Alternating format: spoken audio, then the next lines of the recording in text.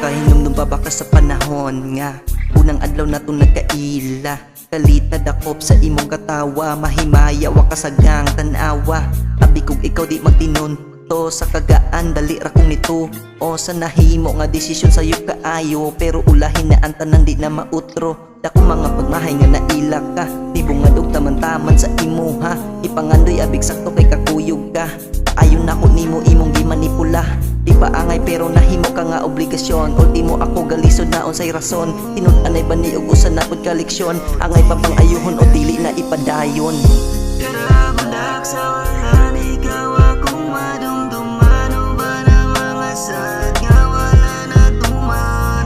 Sa imo gisalig tanan gawang galingon na utang gibubon ako. Sa imo ang akong tanan.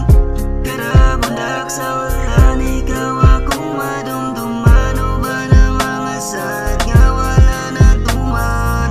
Sa imo gisalig tanan gawang galingon na utang gibubon ako. Sa imo ang akong tanan. Mga pagpaning kamot, nalubong na lang sa limot. Hago sakripisyo kasakit akong gikumot. Pasan-pasan ang mga bakak ni mo kalagot. O kasabot alimuot, makapawala sa panimuot. Akong gipati ng preso sa imong gugma. Isa gibuyan akong dugan na pas imo halisod. Makita ang kahayag kung nakakahun ka sa atong relasyon. Mura ko og sulod sa hawla. Sa imong pagbiya mura ko giibtag tunok. Nalimbasog pakaligon ning imuhang gigabok. O sige dihara ka sa lain na pagpalabok. Ug mabalik manggani ka pasensya di nakatok. Dako akong pagmahay sa ako ang gipambuhat. Sa una ra lisod pero karon akong gidawat ka sa atong duha. Klarong ikaw ang nawalan. Kay pariyan ako imo rang gibinuangan.